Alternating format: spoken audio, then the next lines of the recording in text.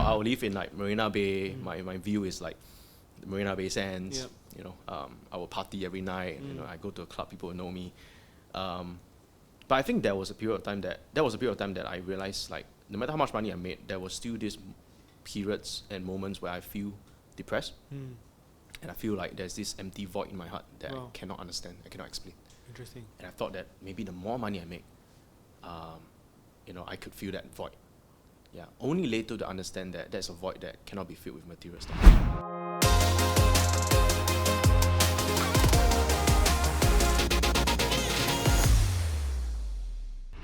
Hey guys, welcome to another episode of the Modern Wealth Podcast, where we aim to empower, enrich, and evolve your lives. Today we have a very special guest, a very dear friend of mine who I've known for 15 years. Maybe he don't know me, but I know him.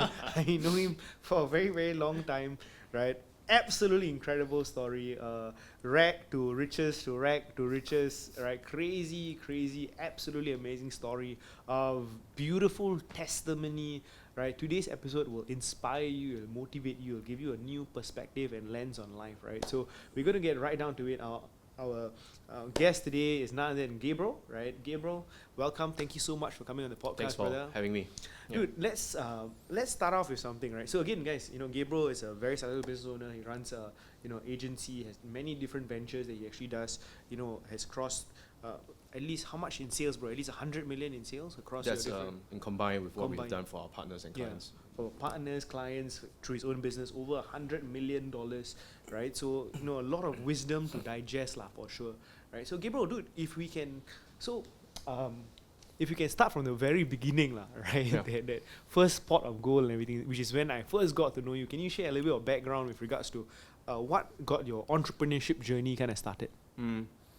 I think this my entrepreneurship journey started all the way since I was very young. I think there was already something that was in me that I like sales and marketing, you know.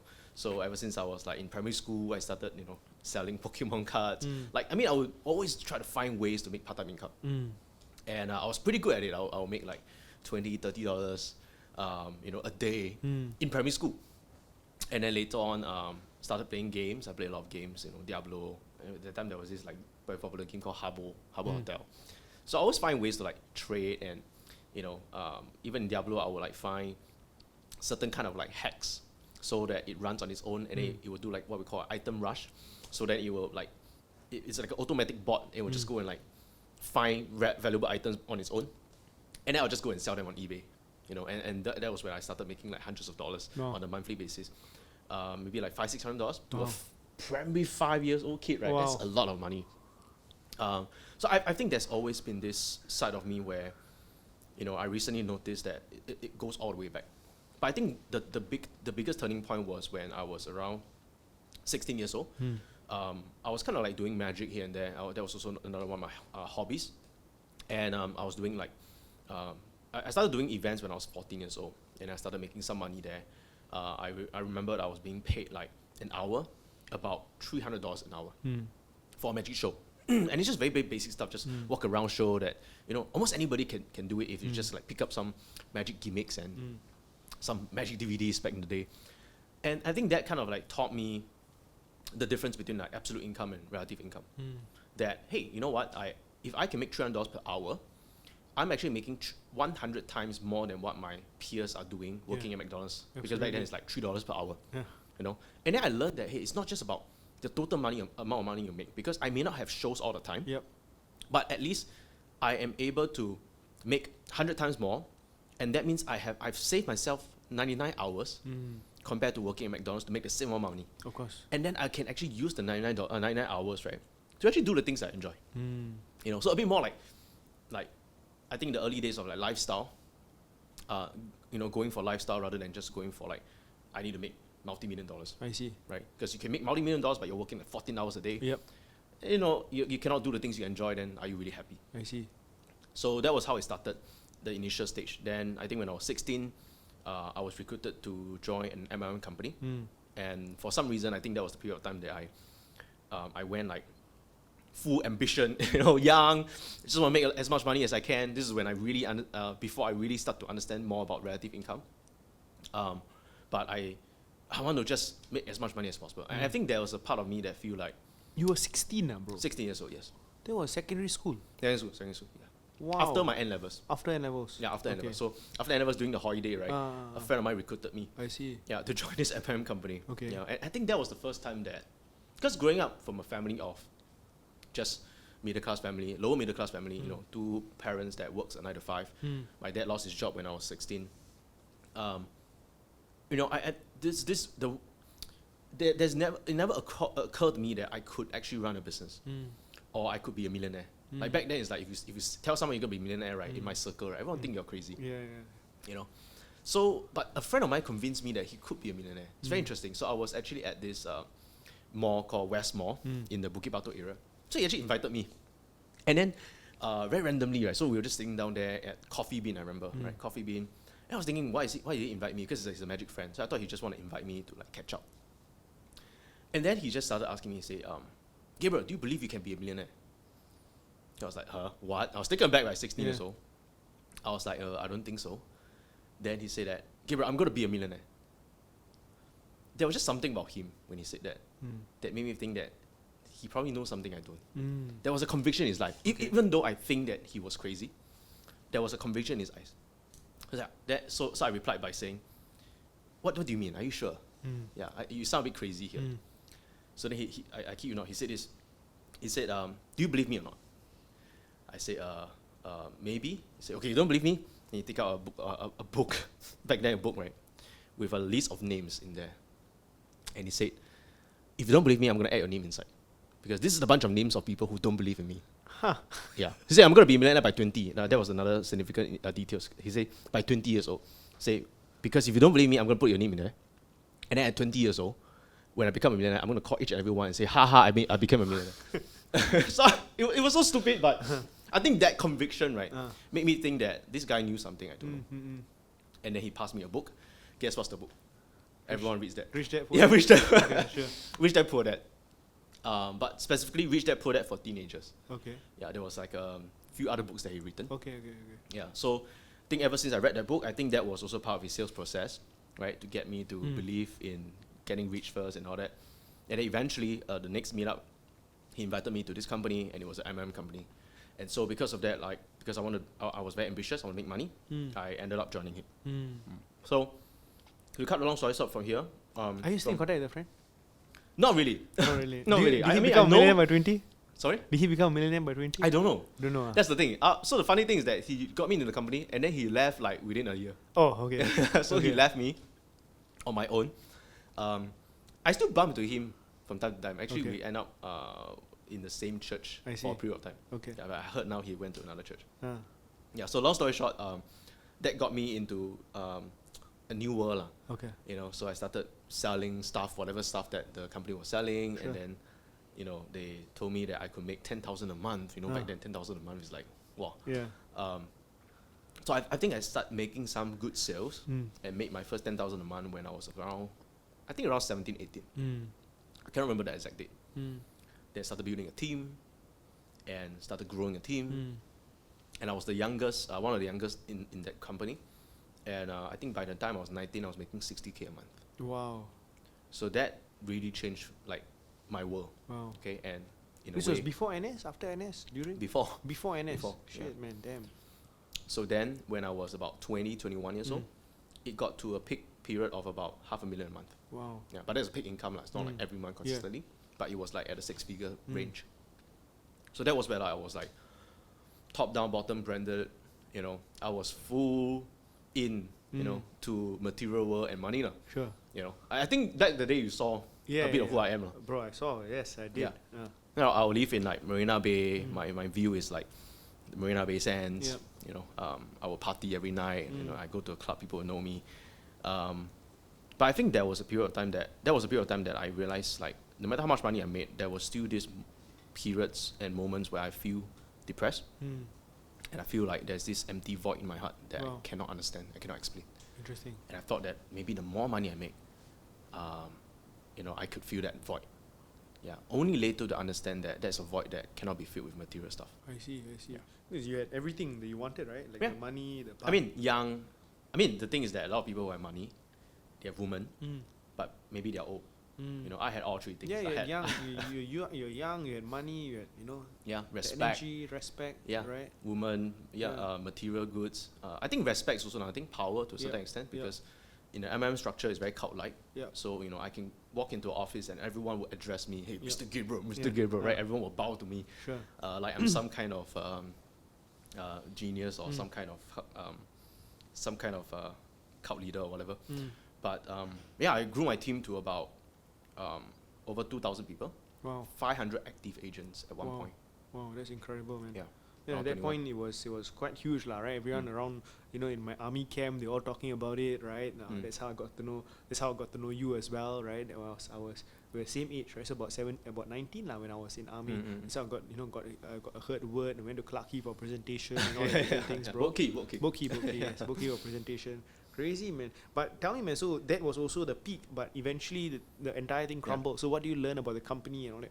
Yeah. So eventually, I learned that the company turns out to be a Ponzi scheme.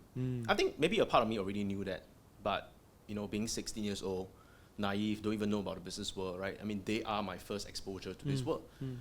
So I realized that, you know, the things that we were selling, because we were selling all kinds of like investment products, all kinds of stuff. Like some of that is very dodgy, to be honest. Like now I think back in hindsight, right?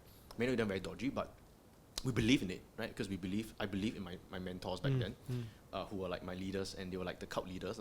So whatever they say, you know, we just believe on it. We don't even question them. We don't do our duty. And I mean, if you're 16, 17 years old, what kind of duty do you even know how to do, right?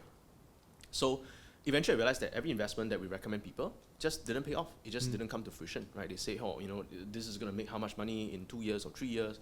And then, you know, 2-3 years come, we ask them where's the money. They say that, oh, you know, it's still being invested. You know, we got to wait. We got to be patient. So the got to be patient part, right, just drags like to 8 years. Wow. And then it's always like year after year, a new thing that we're selling, a new thing we're selling. So then it's like after 7-8 projects, like none of the projects came to fruition. So we started asking like, why? And every time we ask why, you know, same thing, same story. You know, tell us, you know, just be patient. Let's sell the next one first. Just sell the next one first. So eventually, it was very obvious that it's actually a Ponzi scheme. I didn't know that. I didn't see that because I believe I was still too young to understand what does it even mean, and how do you even know if a business is a legit business? Yep. You know, because I just follow them. They're like almost like a father, a spiritual father to me. But I think where it makes the biggest difference, I remember probably the day that I realized it was a scam was, so this is the period that I was kind of like searching myself, right? I was making money, but I was searching myself, and I was lost and I had a void. And I remember that, you know, this company is like kind of like wavering because it's not paying off, but yet we have to continue selling because I'm deep in the rabbit hole, right? So if I leave, I also cannot leave, because if I leave, it means that I'm saying that everything I've built the last 7 years, it's based on a lie. Okay. So I had to kind of convince myself to continue on. Sure. Right. So there was this period of time that I started becoming very depressed, and I was living a very destructive lifestyle. I see. Yeah. And I remember that there was this particular day that I was drunk as usual, like every other night. I was in my room, very nice room, but I was face red, you know, not sober, and I prayed to God. I said, God, if you're real, you need to save me, because I was living a destructive lifestyle where I was drinking every night, I was destroying my health, I was taking all kinds of stuff, that I know that this is not sustainable. Yeah. So I prayed to God. I say, if you are real, you bring me back home, because when I was 14, I remember that I was first saved from a teacher who invited me to a church. And I recall the day that I accepted Christ, there was this peace that I cannot explain. So I remembered that moment, and so I prayed to the Lord and say, but after that I backslided, right? I backslided, but after that was the moment I prayed to the Lord and say, if you are real, bring me back.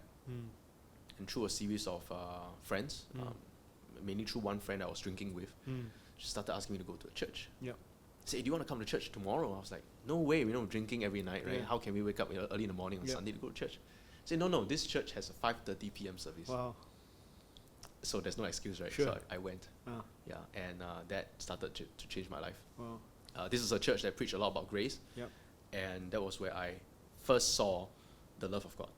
You know, because every church, a lot of church I go to always talk about the judgment of God, right? The fiery judgment of God and how God is out there to judge you and, you know, to punish you because you are a sinner and all that. But this is the only church that I've been to that say that God loves you, Jesus Christ has died for you, and you're forgiven past, present, and future. Wow. You know, I think that was very radical. And I thought that was the first time I felt really like God loved me so much that no matter how much I sin, and even though I'm in sin right now, I'm already forgiven and I'm loved. Wow. The first time I felt the Father's love. Amazing. So from then onwards, I started praying for wisdom because the church is also very big on praying for wisdom, right? Yes, yes. If any man lacks wisdom, let him ask, and God will give to him liberally. So I started asking for wisdom. And I remember this period that I was going to meet my ex-mentor. And as usual, you know, every time we are wavering, we have doubts, right? I'll go to them. They will say some stuff, make us motivated, and then we'll be fine. Yeah. You know? But for some reason, I think God started giving me the wisdom. Sure. I went to them. It was another place. It's called the Sale at MBS there. They have a unit there. So I recall having a meeting there with a bunch of my guys, the leaders. And same thing, you know, they just motivating us, telling us it's all going to be good, they're going to take care of us and stuff like that. But then inside me, right, there was this alarm saying that this is all bullshit. Like, you need to get out of this right now.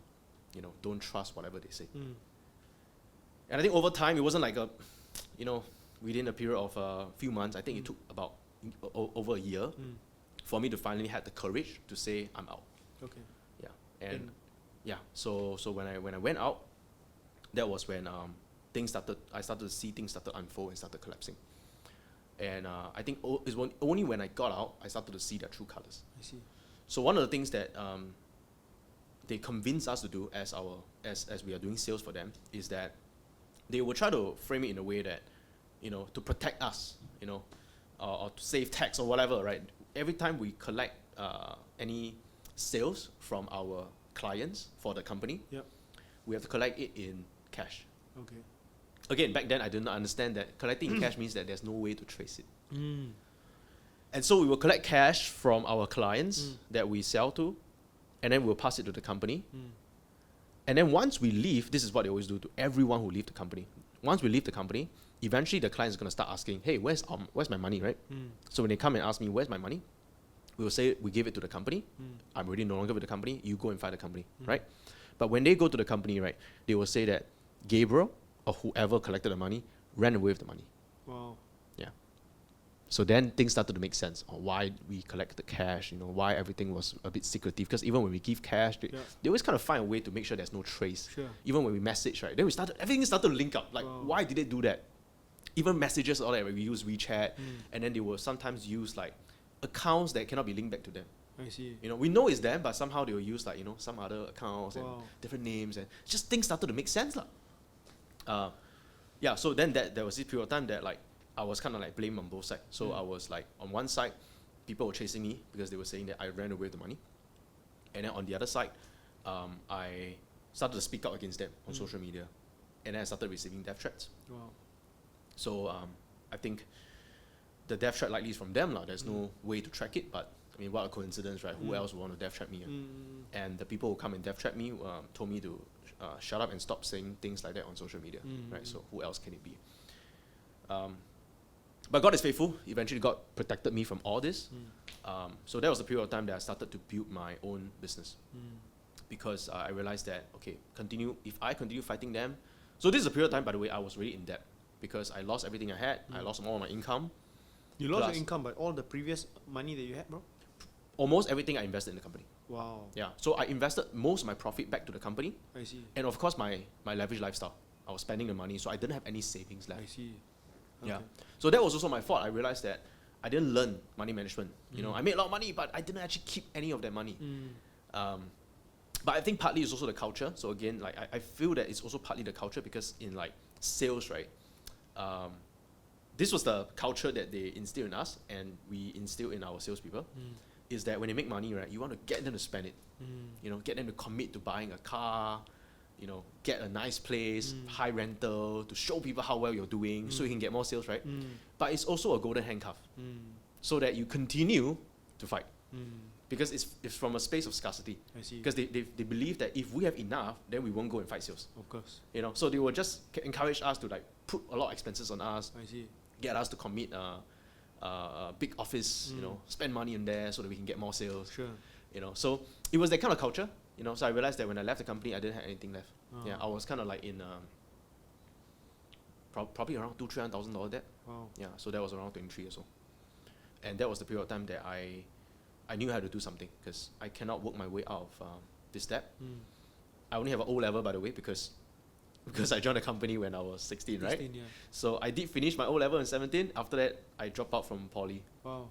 Yeah, I went and became a PhD right away, which is a poly halfway dropout. Sure. Right? So I have no studies, no degree, not even a diploma. Right? I know that I cannot work my way to get out of the debt, and I, of course, had a taste of money already. So I knew that I had to do something. I didn't know what to do, and that was when I started exploring a bunch of stuff. Yeah. So eventually, that was when I started a few startups. All of them failed because I didn't know what I was doing.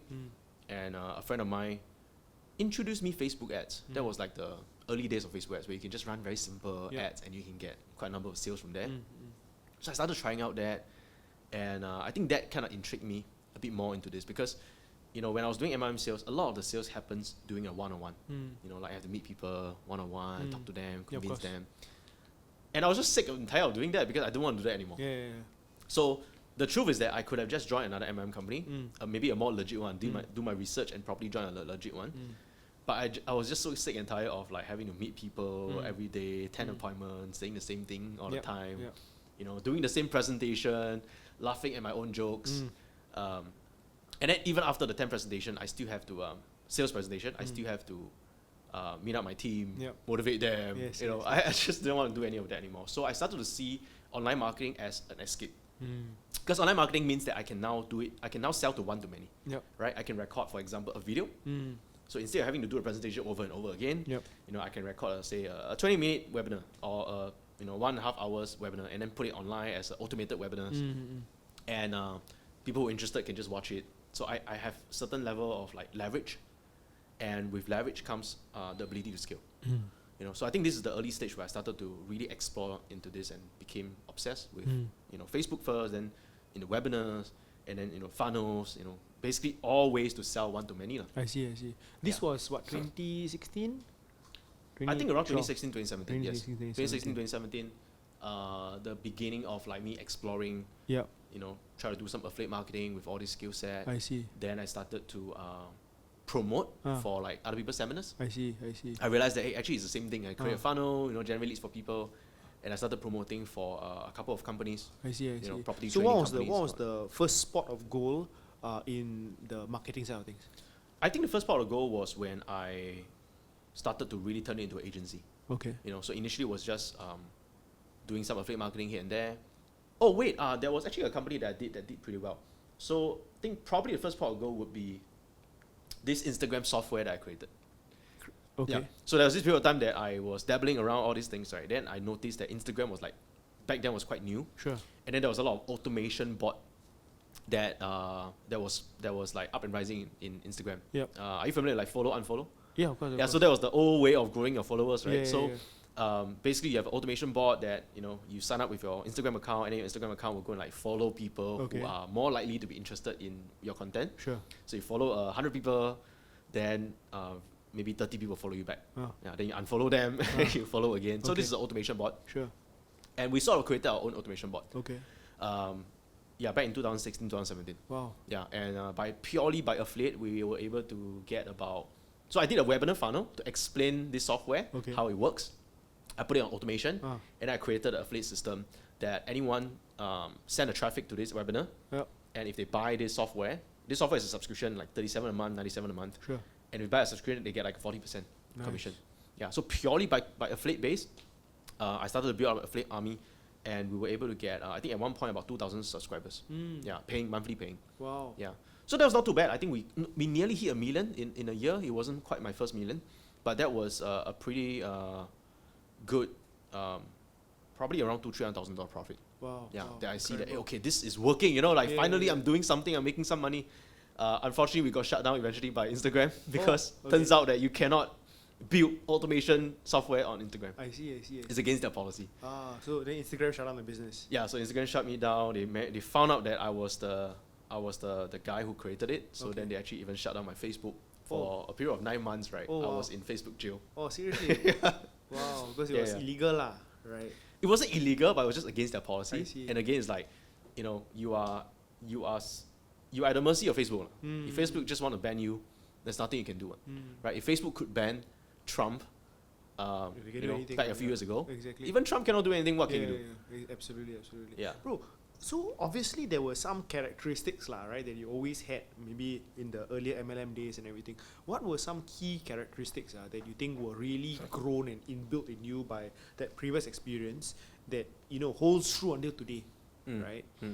That really helped you lah, whether it was in the Instagram software or whether it's in your agency. What were some of these qualities you feel that were very important? I feel like back in the day, so although it was a bad experience, I think I've gained a lot of, in a way, better mindset, and What about the mindset? ability Mindset, to ask better questions. Okay. So, I think back then when I was with the company, I was very big on following like people like Tony Robbins. Yep. And then I realized that like your mindset. So one of the things that my ex-mentor always says is your mindset is always the lead, a limit to what you can achieve, because it's not so much about a skill set. If you have the right skill set, you have the right mindset, you can never rise above your mindset. Yep. So if your mindset is at a 5 out of 10, your skill set can never rise above 5 out of 10 because that's the limit. But if your mindset is at a 9 out of 10, even if you don't have the right skill set, because you have the right mindset, you will always find a way. I see. So this is like kind of like what Tony says, resourcefulness versus resources, right? People always look at their resources. I don't have time, I don't have money, I don't have this or this, I don't have that, right? But there are people who don't have any resources, but they've achieved success. So it's about how resourceful they are. So I think that has been ingrained in me since I was young, to be just resourceful in whatever I do. I see. So if I am broke, I need to find a way out. Just find a way, just dabble around. I think obsession is also another key word that I recently started realizing that's who I am as a character. I'm just obsessed with something. I'm Very all nice. in something. If I want to do something, I'm all in. That's why the MM company, I don't question. I just went all in, right? I didn't of course the downside is that I didn't do my duty. I didn't know how to do it, but I was all in. When I first joined the company, I was like, okay, how do they dress? I'll dress the same, right? see. What haircut do they have? I'll Same cut the haircut, same hairstyle, right? Yeah. What shoes my mentor is wearing? I buy the same shoes. All the Pointed the shoes, sharp, crocodile shoes, I remember. yeah, those kind of sharp shoes. Yes. I would just model. I think that's also another key point. I will model success. I see. Yeah, or what I think is success. So and I don't question. I just go all in, and I just obsess with it. And so I realized that there has been a bit of a pattern in my life. Like whoever I learn from in that season of time, I would just be obsessed with Modeling. that person and modeling that person, right? Perhaps for even like months or even a year. I see. To a point that sometimes I feel like, hey, I'm not myself. Like, hey, how can I only talk like I always talk like Tony Robbins for a period of time. I Then see. I always talk like Russell Brunson, or I always talk like Pastor Prince. But I think it's through these different years of like obsession about different topics and different people, that was where I created I realized that that's where my originality come from. Where now it's Gabriel. It's a collection of all the different people and different Wisdom put teachings together, put together to form Gabriel. I see. So but it's obsession in any topic that I'm learning, I see. one at a time. So like when I was, for example, when learning from Russell Brunson, I ignore everyone else. I ignore every other marketer, because that's also another problem, right? When you sometimes you learn from someone and then you try to learn from another person, sometimes they might say things that will sound like they are contradicting each other on surface. Yes. And then it becomes very hard for you to actually learn if you hear too many contradicting advice. But that's why I say on surface it sounds contradicting. But if you were to get obsessed and you go deep into the learning, you understand why do they say that. The why is more important than what they say. Then you realize that actually a lot of things that sound contradicting by different people is not contradicting if you dig it deep down into like what are they really trying to say. You will realize that it's actually more complementary than contradicting. So if you ask me, resourcefulness and probably modeling. I go all in and obsession. Oh, very, very important, bro. Thanks for sharing this. It's obsession, resourcefulness, modeling. Right? Guys, absolutely important principle. Something that I follow myself, bro. Right? So much in our lives. So again, that was basically what's up. Then, the agency started, and that's where you started working a lot of different people. We worked together as well on many of our projects together as well. Right? And that's how you really scaled that initial the agency. Yeah. Right. Yeah. So I think for the agency was more like just I had to kind of restart. It was a humbling experience. And I think part of it is also thinking long term, where I realized that at the beginning when I was doing my agency, I did not try to charge like a huge sum of money. In fact, I think in the initial stage, I was thinking very long term. I was like, okay, if I need to, so like I have a goal and I want to work with like market leaders. Yep. I'll work with people who are top 1%, Sure. right? Because they are the people with the real budget. Yep. But I also learned in marketing that it's not just about who you want, it's who wants you, Of course. right? I mean, everyone can say that I want a hot wife, right? Yeah, But yeah. Exactly. does the hot girl want you? Yeah. So that's the point where I feel that you gotta be realistic and you can kind of climb your way up. Yep. So you start serving people who may not be really who you want to serve first, but at least they want you, Yep. right? So I started serving, everyday agents, small businesses that they were not doing so well yet, but I even made it like risk-free for them. I worked for free for them Okay. in exchange for a testimony. I see. I started building my portfolio. Yep. Right. Some of them, I put it like I take all the risks, like profit share. Today I don't do that anymore. I don't have to, but I'll do something like that. I say, hey, you know what? I'll bring you the leads. If you close, I get a part. If you Okay. don't, there's no loss on your side. I see. So I realized that I was willing to do all that, Yep. where quite a number of my peers were not willing to. They're not willing to. They're like, oh, what if this guy, don't pay me, all the what ifs, right? Yep. So I realized that I was looking very long term to build portfolio by kind of working for free or in a way that's risk free for my clients. Okay. And I think through that, started building a very good portfolio of clients. Okay. I think some of my clients you probably heard before. Of course. Right, it was just one thing lead to another. I see. Another thing was I think learning how to be faithful in the small things given to you. Yep. So I recall that there was even this deal. I was with this property company, training company. We had a deal that we agreed on. In the end, the deal turns out to be not very favorable towards us. That was also another learning lesson. But I recall there was this period of time that I was creating a video ad because back then I saw in the market. So another thing, I'm very obsessed with what's going on in the market. I saw that in the seminar space, right? Everyone was just running a very simple image ad on Facebook. No one was doing videos back in the day. So I knew that video is the thing. So I had to go and find ways to create videos. Even though I wasn't trained in videos, I had to learn how to script and I have to learn how to like produce videos, direct videos and so on.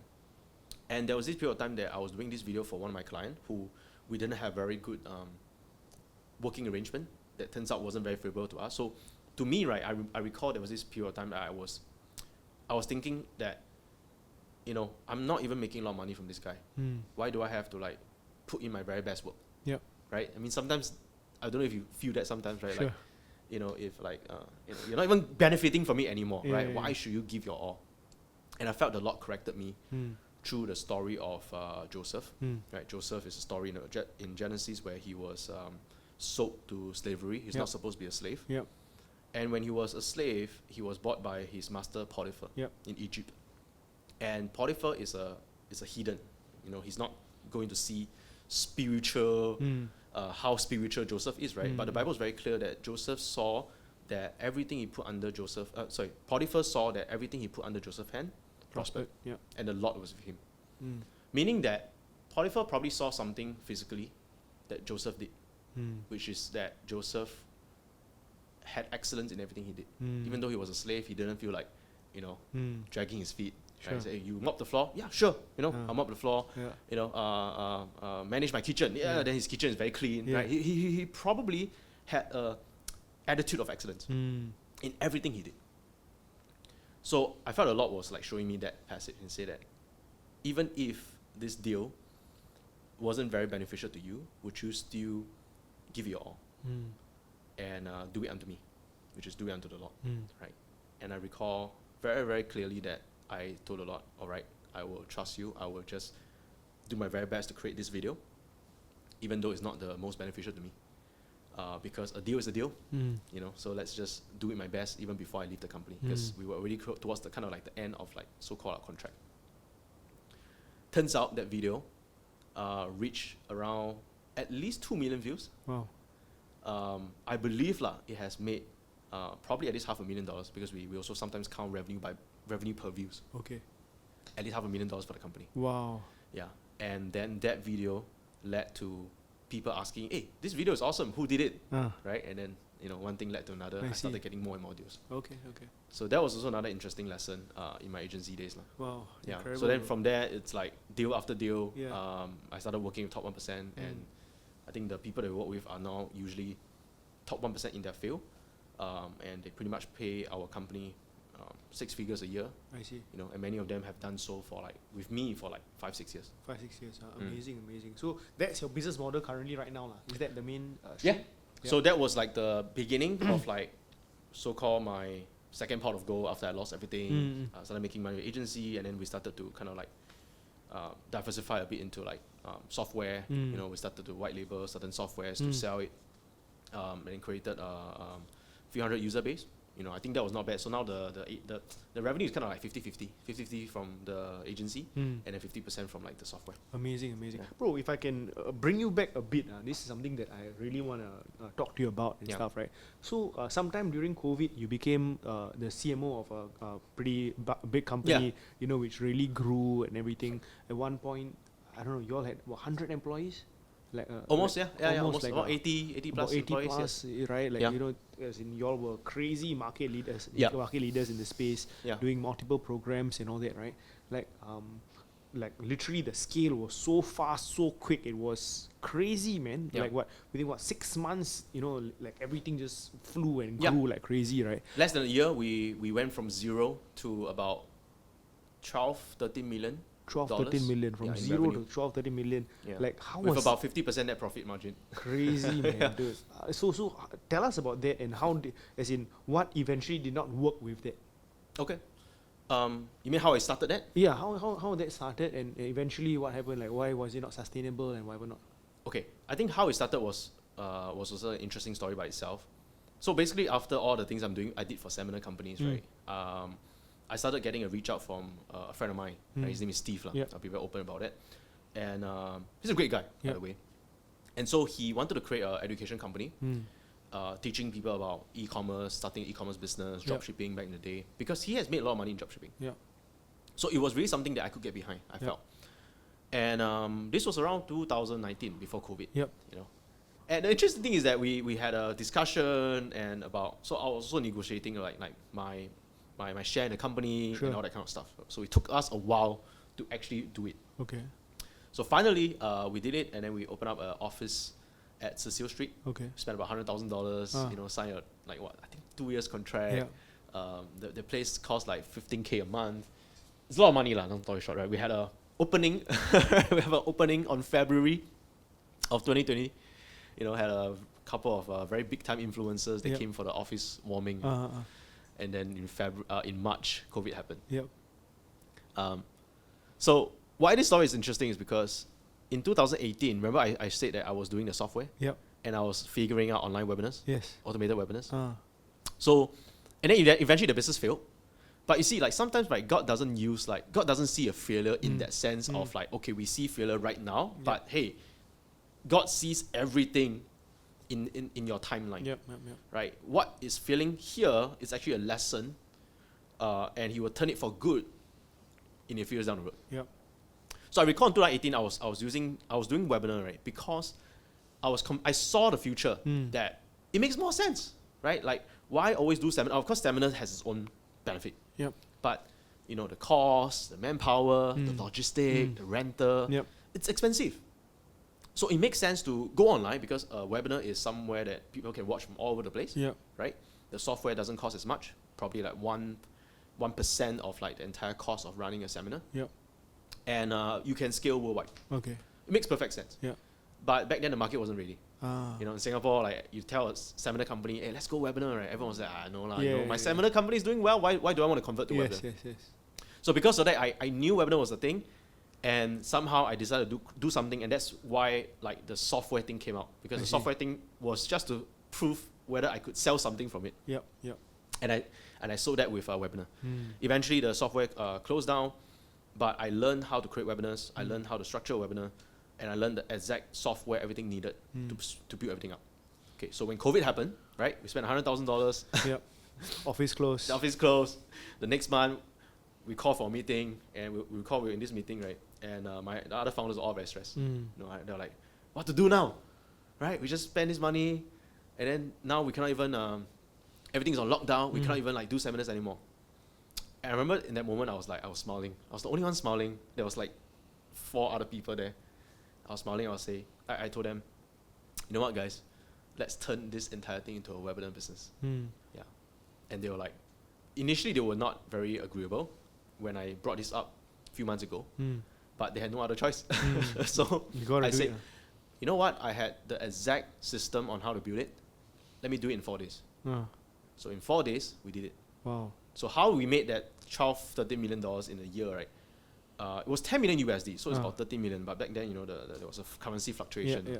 But so how we made that money is because during that lockdown, every other seminar company was kind of waiting.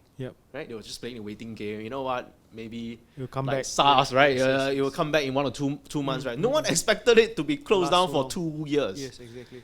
And because of that, right, nobody was running ads. And we were the only one who turned everything into online webinars for 4 days. And I think there was this period of time that almost every Google ads you see in Singapore, right, Was you. like 70-80% of it is run by us. Yeah. It's like one of our program. You know, if it's not us, it's someone else that I'm running for. And we were able to get a huge part of the market share simply because of that. Okay. Yeah. So I would say that there's an important lesson here I wanted to point out that by sharing this story is that sometimes God asks you to do something that may not make sense now. You know, and for me, if you just obey it and just do it, right, it may not come right away, but it's actually a skill set that I've learned. And then when the right time comes, right, you will be able to be at the right place at the right time, and you have the right skill set to really take advantage. To take advantage of it. Absolutely, man. I've seen that happen so many times in my own life as well, bro. So, you know, people go to like, for example, I'm saying this because there are a lot of people who like they're pursuing, you know, wealth. They go for seminars, they learn stuff, right? And they feel like, hey, maybe this doesn't work for me, right? Or didn't see results from it. But what they don't realize is that perhaps these are things that they are learning so that eventually they can combine a bunch of skill set that they need 2-3 years down the road, right? When the time is right for them, okay? And they are ready because of that, right? So you may not always see like short-term results or, you know, one result's too quick, but to sometimes zoom out, and to know that eventually, right, if you just keep faithfully upgrade your skill set, faithfully listen to what God tells you to do, it will eventually pay off. I see. Yeah. Amazing, bro. Guys, I hope you all found it inspiring so far. We're gonna get into part 2 really, really soon. Let's go. So Gabriel, right? So that grew like crazy, right? So again, I had a very similar story as well, right? Where during COVID, I saw all these huge numbers, right? We, you know, together with you know, my previous partners and all that, we scaled like crazy, right? Like, dude, there was literally 10x growth, right? 10x growth. I recall. All your Facebook Live is like thousands of people coming live. Thousands of people coming live. And just a Facebook Live, you don't even have to run money. You don't have to run ads on it. Absolutely, no ads. I switch on a video and, you know, at 3 a.m. in the morning and there'll be 1,000 people. It's quite insane, right? So yeah, that was great. But with such fast growth and expansion, what were some of the challenges that eventually happened? Okay, so the challenges was quite foreseeable. So what we did was that we were at the right place at the right time, because we were able to convert everything into webinar, and because of the skill set of videos, right? I was actually we were churning out video ads after video ads that our competitors were not able to catch up. And then the other thing is that webinar part. But eventually, this is something that the competitors will be able to catch up. It's just that we had a head start. So because of that, within that year alone, we were printing money, bro. Our front end, right? Because our cost per lead was like $5. You know, you don't get the kind of cost per lead today for that kind of market. Today, maybe it's like what, 50, 60s? You know, easy. Maybe even higher than that now. So because of that, there was no competition. We were able to do it $5-6, and we were able to kind of almost like print money on the front end. You know, every dollar we put into advertising, we're getting back like $5-6. Yeah, it's insane. Insane. Front end only. Haven't even talked about back end. But eventually this caught up because about 8 months later, other competitors started realizing that, you know what, this COVID thing is likely going to be here to stay for a while, and we got to figure it out. So we had a good head start, but eventually people are going to figure it out, right? Competition is going to start coming back in. And we started seeing our cost per lead going from $5-6 to a period of like a peak of like $60, you know. So we were no longer as profitable, even though we were still profitable back end. But this started a question within the founders, whether we want to continue this or not. I think another thing was that it was 5 founders, you know. So there was also a little bit of split of like direction, I see. you know, where we want to go and all that. So it was actually one of my best partnership. Yeah. Because usually, you know, like you have a partnership, it didn't work out, right? And if it doesn't work out, sometimes it might, you know, sour relationship, feelings might get hurt before you go your separate way. Yeah. This was the first partnership that it was like, everyone decided that, hey, we made some money already. It's getting harder. Yeah. Do we want to continue?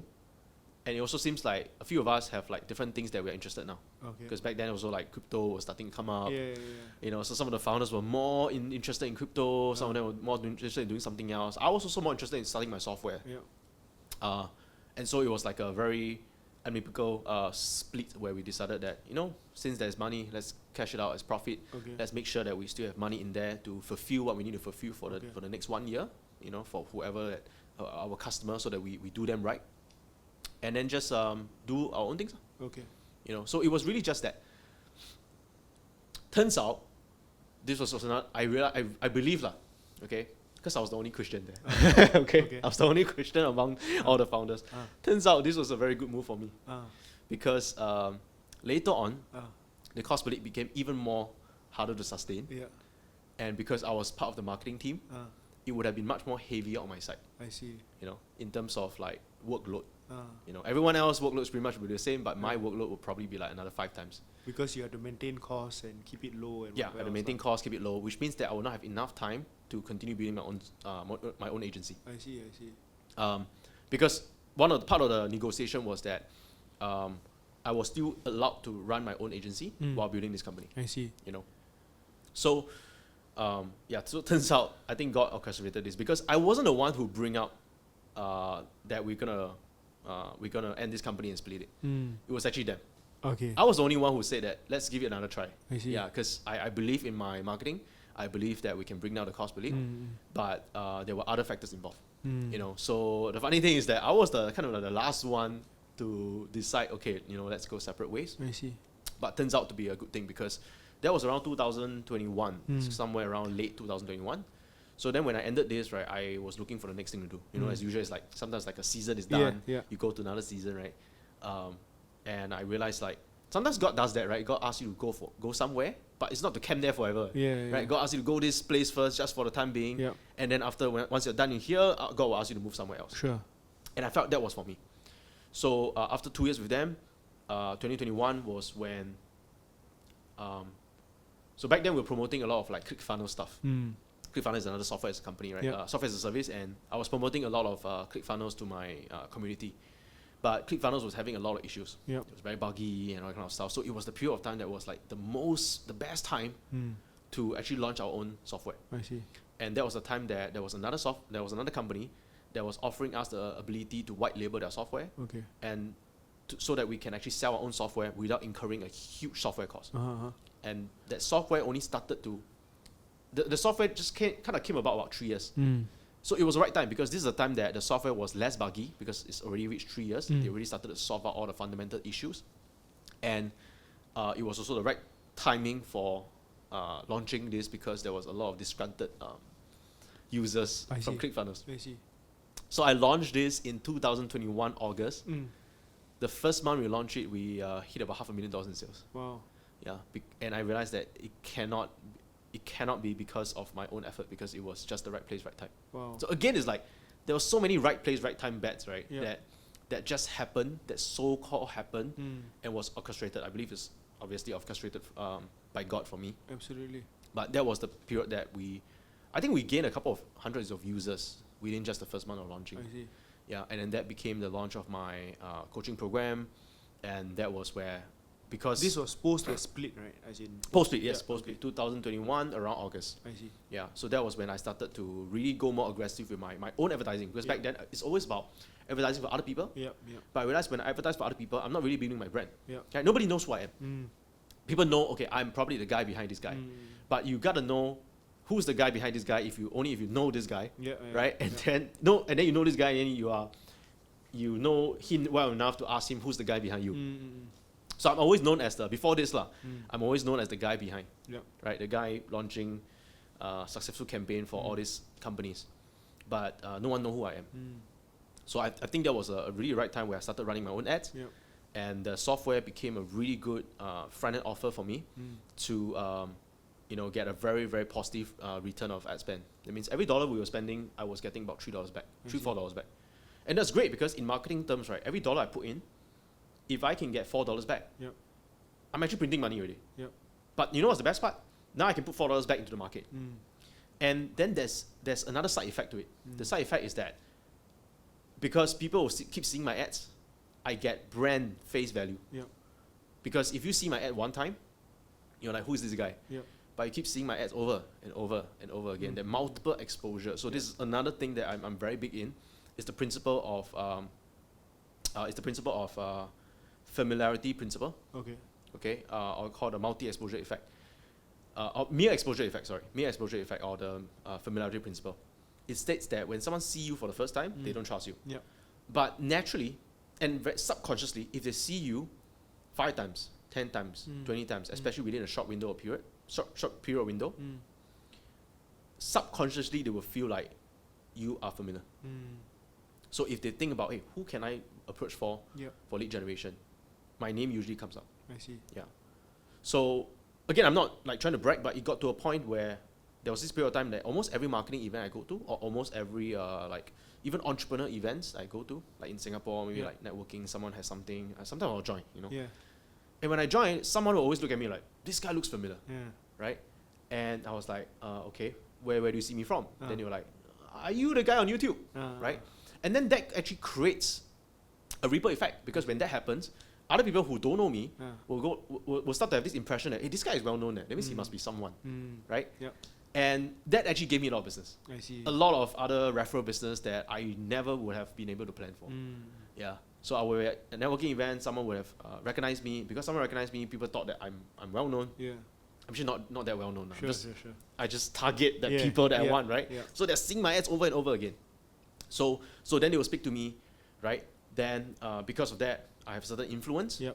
And so I became a top of mind for them. So when they want to look for a lead generation company, they look for us instead.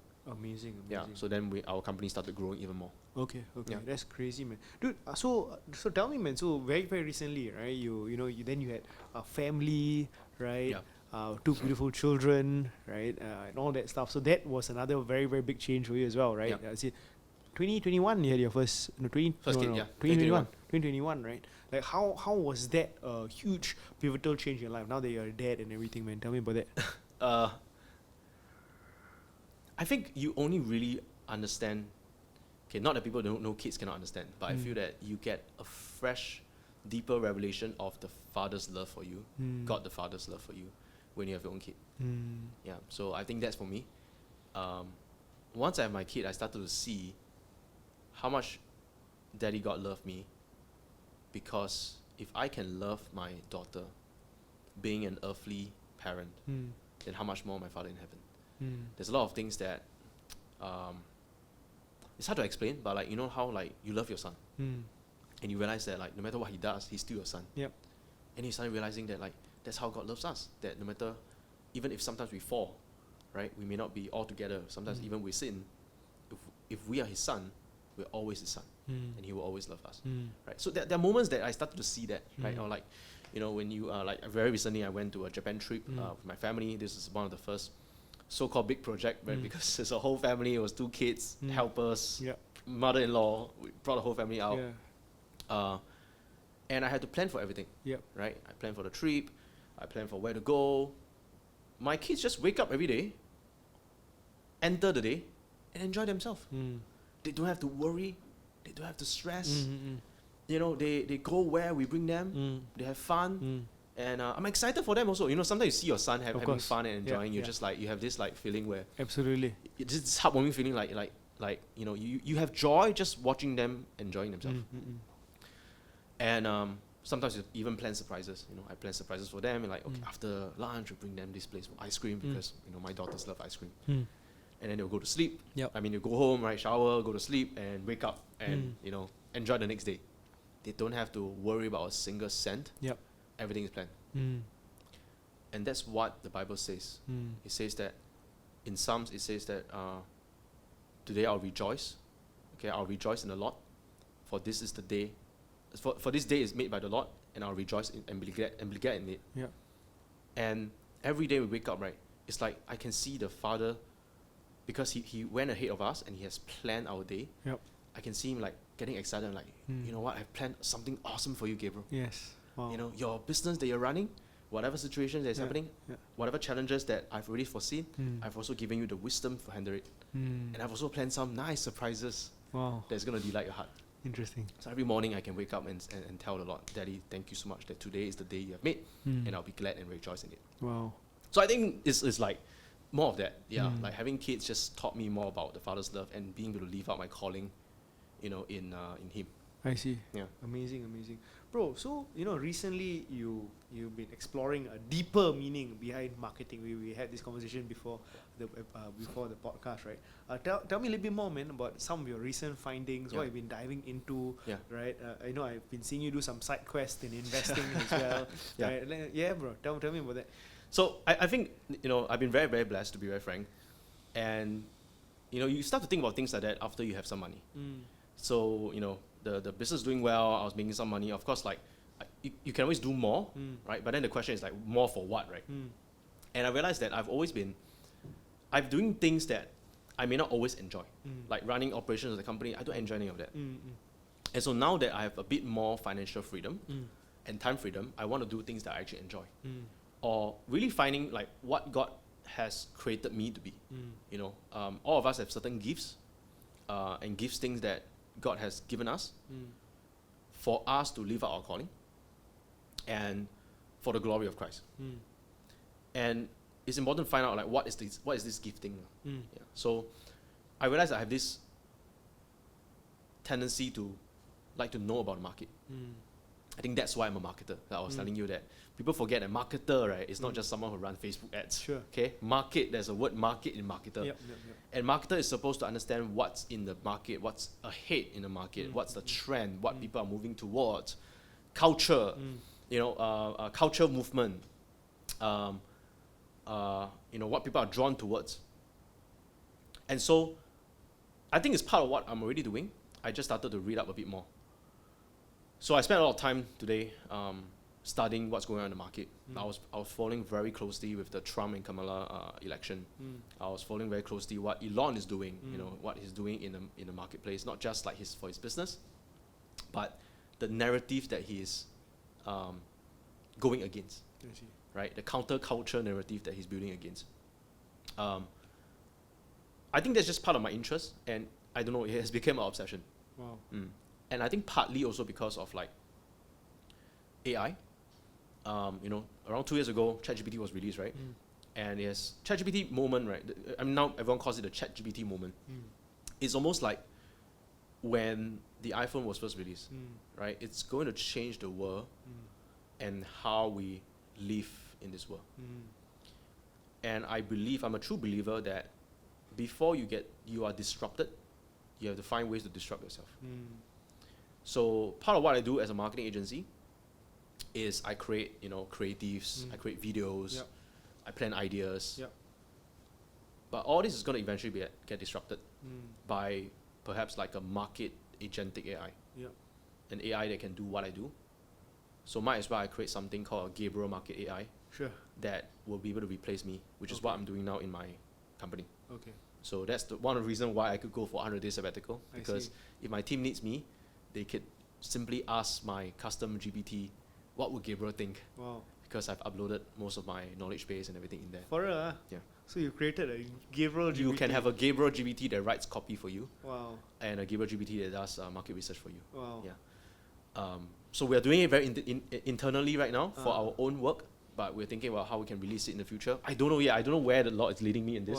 All I can say is that I'm just doing it. So it's like your knowledge, your headspace that you uploaded into some AI, whatever. Correct. Wow. So right now it's just an experiment. And to me now, this is really the part where I feel I'm living a life where if I'm not paid to do this, will I still do it? And the answer is yes. Wow. You know, sometimes you are in this period of life where you cannot afford to do that because you got things to pay, you got bills to pay, and all that kind of stuff. So I'm very, very privileged right now to be in this space where I don't have to worry so much about my bills and my kids and, you know, whatever. So I'm willing to do things that I'm just obsessed with, and, you know, I don't have to get paid for it right now. I see. And so I'm experimenting and tinkering, things like that. Wow. I think the other thing is that since this is about market and where the market is moving, I see that, okay, so part of why I did 100 days sabbatical is I was asking I was trying to ask the Lord, what's a new vision for my business? Yep. Because if my business is going to get disrupted, I want to know what's ahead, Mm. right? I want a vision, because after a while it also got boring, to be very frank. I was just doing the same thing all the time. Mm. I got bored, and I want a bigger vision that I can be excited about, that I can wake up, right, and feel like I don't have to drag myself out. I see. Because I was reaching there, Yeah. I was dragging myself, didn't even want to show up for work. And so one of the things that the Lord showed me is what's ahead 5 to 10 years down the market. Because a lot of times a vision is not just a vision for your company. A vision is what's a vision ahead. Mm. If you can see how the future will be like in 10 years, Mm. you will be able to then position and place your business aligned to that vision. Mm. Right? And it can be a lot of places. Right? Because a vision means that a lot of things will happen, and your business can be placed in anywhere you choose. Mm. There's a lot of paths around that. So one of it is that I saw that now everyone is talking about AI, right? How AI is taking over work and jobs like that. The next phase of AI is agentic AI. Whatever people are talking about right now is just digital, right? Digital as in generative AI, and then later will be agentic AI. Agentic AI is just AI that can do multiple tasks for you, but it's still digital.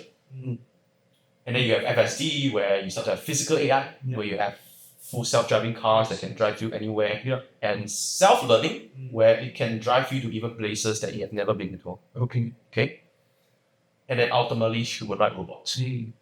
Humanoid robots is the holy grail, because humanoid robots means that, and by the way, a lot of people don't get the reason why it needs to look like a human and be like a human, or structured like a human, because the world is created for human. So if you want a real AI that can really do and replace everything that you are doing as a human being, it needs to have the height of a human, hands of a human, because the chairs, it's all created for human being. That's the holy grail. Now, I'm sure you are familiar with this saying. There are decades where nothing happens, and there are weeks where decades happen. Yes. You heard of that? Yes, of course. Do you know the first humanoid robot movie? Or not, I won't say it's first, okay, but the most famous, right? Terminator. Yeah. The first Terminator was released when? 1997? 1984. 1984. Yep. So it's been 41 years. Wow. From that, 41 years, 4 decades of nothing. But we are now in the weeks where decades happen. Wow. I'm not sure if you have seen the humanoid robots that's going on right now. There are really a couple of companies like Figure AI, Clone, a bunch of other companies, and even Tesla. Tesla is, we all know Elon can do amazing stuff. Yep. And if Elon is going to bet all in his chips on humanoid robot, guess where it's going to end up? Okay? So I believe that is happening. And when that happens, right, the world will take on another revolution. The computer revolution, the internet revolution. So the computer revolution, Bill Gates said that he envisioned a future where everyone will have a computer. Yep. Every household will have a computer. He was only half right. Because computer was so expensive, right? It was only for business, then small businesses, then every household. He was only half right because now every person has multiple. Your phone is a computer, your watch is a computer. This is going to be the same for human robot. It first starts off with every big businesses, which is already happening. They have robots working in factories, and then small businesses where you start to have your haircuts, your nail salon, whatever, replaced by a humanoid robot. And then eventually every household and every person will have multiple robots. Now, why am I excited about this? Right? Is because because the cost of technology gets cheaper and cheaper because of scale. This means that everything that we have today, your water, your phone, and everything, every goods and services, right, has labor costs. When you are able to significantly reduce labor costs, right, everything's become cheap. And you will have a stage where a robot will create robots. A robot will be a robot. It'll be so cheap to own a robot that now you have billions of robots in the world, and every goods and services, right, will be extremely affordable. We will enter into this stage called hyper-abundance, where people don't have to work because they have to, or because they want to. I'm excited about the vision. And I feel that aligns to what the Bible says. The Bible says that there will be a day where we'll be in heaven. The biggest misunderstanding of heaven is that heaven is always up there somewhere, right? So that's not what the Bible says. In Revelation, the Bible says that there will be heaven on earth, and heaven on earth is a place where there's no more sickness, there's abundance.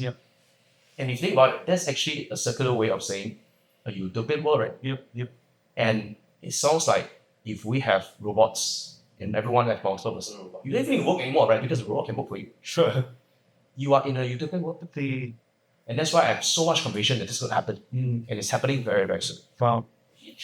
So then the question now is, where do I place myself? Yep. How do I place my business to get ahead? Yeah. So I think that is the question. I don't have an answer for it, but I don't have an answer. I was that thinking is of an the- answer, bro. no, but that is the excitement of finding out the answer, Mm. right? And asking the right question, because there's also the part where we are going to enter a stage where it's no longer about answers. It's about asking the right question. Because if you look at what we have with AI right now, it's not about you finding the answer anymore. It's you giving the AI the right question so that AI can find the right answer. So, but at least what I'm excited about right now, what I'm excited about right now is this, but the tangible things that I'm investing in right now is obviously invest a lot in AI companies. Yeah, so that was what started to pay off over the last 1 year. Interior, for example. Yeah. So all these companies I've been investing in for like at least Any 5 years. AI companies? Not yet. Not yet, huh? Not yet. So that is something that I haven't really go and explore more because I feel that crypto hasn't reached a stage where, they haven't even decided which layer one to use. Yeah. So I feel that it's too early. So for crypto, I'm actually still betting on like a couple of layer ones. Like for example, I'm very big on Cardano right now. It's getting more traction recently, but I've been buying Cardano for about 3-4 years. Yeah. When everyone hates it. Yeah. Yeah, but for AI companies, I've been buying Palantir, Tesla very, very, very heavily. Even through the period where it went down 60-70%. I've been just sort of cost averaging and it finally paid off. Amazing, bro. Amazing. Good. Thank you so much for sharing, bro. I wish you could do a part 3, part 4, but fortunately, good things must come to an end, right? But thank you so much for sharing, bro. Dude, one last piece of wisdom, bro, like you can just share, right? So to our, viewers out there who wanting to start in your entrepreneurial journey, who are wanting to, break out of this life of chains and whatever not, right? What is the one thing you would say to encourage them, or one step they can actually take? Figure out AI. Figure out how to integrate AI in your daily lives. We're going to enter the new economy, and it's never been easier to make money in the new economy. The truth is that even if you just simply learn how to use ChatGPT for your daily lives, you could use that as your resume. You can get hired with a job just simply saying that I know how to use AI. Because that's how much the gap is right now. There's so many people who still refuse to really embrace it. Yeah. So figure out how to use AI in your daily activities, in your daily work. Use ChatGPT for every single thing. Integrate to your life, and you'll find that it's actually very easy to make money in the new economy. Very nice, pretty cool. Thanks. Thank you so much for sharing. Guys, I hope you all enjoyed this absolutely inspiring episode with Gabriel. Right, make sure you like the video, make sure you subscribe to the channel, and leave your comments down below if you have any questions for Gabriel, right? Till next time, thank you very much. See you.